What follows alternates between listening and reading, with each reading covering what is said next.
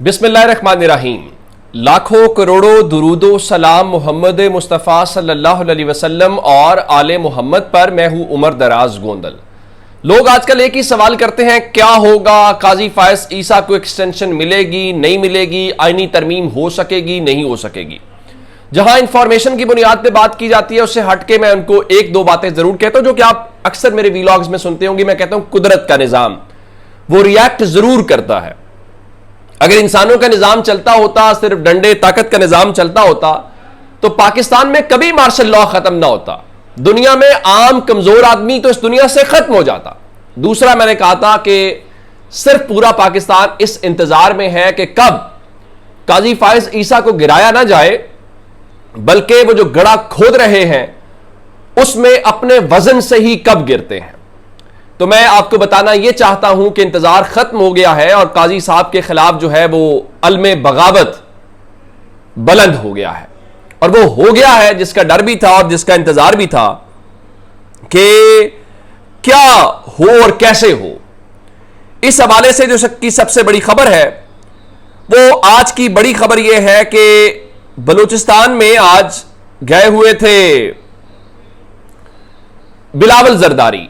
बिलावल को मौका दिया जा रहा है शायद कि मुस्लिम लीग नून से तो यह काम नहीं हो रहा, आप आईनी तरमीम लोगों को बताएं, आईनी अदालत बताएं, बार बार मिसाके जमहूरियत का करें। जी वो मिसाके जमहूरियत ये कहता है तो हमने करके रहना है। लेकिन आज उनकी मौजूदगी में बलूचिस्तान के लोगों ने, बलूचिस्तान के नुमाइंदे ने जो हक अदा किया है, मैं कहता हूं वो तारीफ के काबिल है। मैं उससे पहले एक बात रोकना चाहता हूं। 63A के अंदर सुप्रीम कोर्ट बार एसोसिएशन भी फरीक है और वह दलाइल दे रही है। शहजाद शौकत उसके प्रेसिडेंट हैं और ये उसी धड़े से हैं जिससे आजम नजीर तारड़, एहसन भून, ये सारे का सारा आसमा जहांगीर साहिबा के ग्रुप से। वो कि आसमा जहांगीर जिंदा होती तो वो कभी ये हरकत ना करती, ये जो सारे कर रहे हैं। तो आज अली जफर साहब यही कह रहे थे कि सुप्रीम कोर्ट बार एसोसिएशन को इस सारे मामले में इस्तेमाल किया जा रहा है और काजी साहब जो है उनके कंधे पे रख के बंदूक चलाएंगे कि देखें ना, जिस तरह वो कह रहे थे अली जफर को कि आप ना बोलें, आप ना बोलें, ये आपके सदर नहीं है। अब हर कोई कह रहा है कि ये बुनियादी तौर पे हुकूमत का विंग है बुकल्ला का, ये जो इस वक्त है। इसके ऊपर भुवन साहब चंद दिन पहले गुस्सा भी कर गए थे। लेकिन आज बिलावल की मौजूदगी के अंदर बलूचिस्तान बार के सदर अफजल हरीफाल ने जो कमाल किया है, मैंने वो तकरीर ट्विटर पे भी शेयर की है और मैंने कहा है कि बिलावल की तकरीर, आज बिलावल को कई मतलब 1 घंटे से ज्यादा बिलावल को बराह रास्त दिखाया गया। बिलावल को कितने लोग देखना सुनना चाहते हैं वो आप बता सकते हैं, आपसे बेहतर आप बेहतर इसके ऊपर है। लेकिन टीवी पे दिखाने का मकसद कहीं और से हुक्म था भाई लोगों का, दिखाओ इनको बयानियां बने। लेकिन अफजल हरीफाल साहब जो बलूचिस्तान हाईकोर्ट बार के सदर हैं, उनकी तकरीर नहीं दिखाई गई, हुक्म नहीं था। लेकिन आज की तकरीर वही है। पहली खबर यह है, बाकी बातें बाद में बताऊंगा। उन्होंने नंबर 1 तो यह बताया बिलावल साहब के सामने एक एक नुक्ता करके। उनका आप कहते हैं कि ये उसमें लिखा हुआ है मिसाके जमहूरियत में, और उन्होंने कहा कि आप लापता अफराद जो मुल्क में हो जाते हैं उनके मुतल्लिक ये कहना चाहते हैं कि उनके मुतल्लिक किसी हाई कोर्ट में, किसी अदालत में कोई रिट भी नहीं हो सकेगी। तो इससे बेहतर है मुल्क में सीधा मार्शल लॉ लगा दें। वो के बात उन्होंने बिलावल की मौजूदगी में की, लेकिन बिलावल आजकल सबसे बड़े स्पोक्स पर्सन है मार्शल लॉ के। इससे बड़ी बदकिस्मती नहीं हो सकती हमारी। तो फिर उन्होंने कहा कि आप कर दें, बुनियादी इंसानी हुकूक को मुअत्तल कर दें, यानी तरमीम की जरूरत ही आपको नहीं पड़ेगी। फिर उन्होंने कहा कि आप कहते हैं कि हम जनाब वो मिसाके जमहूरियत, उनका मिसाके जमहूरियत के ज़ाब्ते में लिखा हुआ है कि आप नेशनल सिक्योरिटी काउंसिल को रिजेक्ट करेंगे। आपकी हुकूमत 2008 से है, आप है नून लीग है, आपने उसको क्यों नहीं किया? उसमें बताए ना। उनका फिर उस मिसाके जमहूरियत में यह लिखा हुआ है कि मीडिया आजाद होगा, आप उसके लिए कानून साजी क्यों नहीं करते? फिर उन्होंने कहा कि मिसाके जमहूरियत में लिखा हुआ है कि जो खुफिया एजेंसीज है, उन्होंने नाम लिए, इनको काबिले एहतसाब बनाया जाएगा। फिर उन्होंने कहा जाएं अवामी रेफरेंडम कराएं, लोगों से पूछें कि ये मसले ज्यादा जरूरी है या आईनी अदालत ज्यादा जरूरी है। और आखिर में उन्होंने एक और उनका देखें, आप कानून साजी आपकी डोमेन है, करें, हमारा काम आवाज बुलंद करना है, हम आवाज बुलंद करते रहेंगे। हरीफाल साहब ने एक और जो बात की वो ये थी कि जो मौजूदा चीफ जस्टिस है उनको, यानी काजी फायज ईसा को हम 25 अक्टूबर 2024 में किसी सूरत में कबूल नहीं करेंगे। ये पंजाब नहीं कह रहा, ये सिंध नहीं कह रहा, ये काजी फायज ईसा का होम बार जहां से वो बिलोंग करते हैं वो कह रहा है।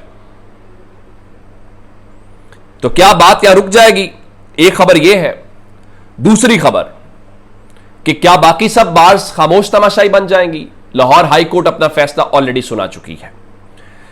इस्लामाबाद हाई कोर्ट के बार के जो सदर है रियासत अली आजाद साहब, अब से थोड़ी देर पहले वो टॉक शो में थे और वो कह रहे थे कि कोई खामोश तमाशाई नहीं बनेगा। 2 से 3 दिन के अंदर आपको इस्लामाबाद में कन्वेंशन भी दिखाई देगा, आपको एहतजाज होता हुआ भी दिखाई देगा। और तीसरी खबर इससे मुताल्लिक सुनिए। कल सुप्रीम कोर्ट में 63A का केस फिर लगा हुआ है। एक मैं आपको खबर अब से दे रहा हूं, आपने कल शारे दस्तूर के ऊपर नजर रखनी है, क्योंकि आज ही मैंने आपको बताया था कि हो सकता है कि खत आए, मुतालिबा किया जाए कि जनाब फुल कोर्ट बुलाएं।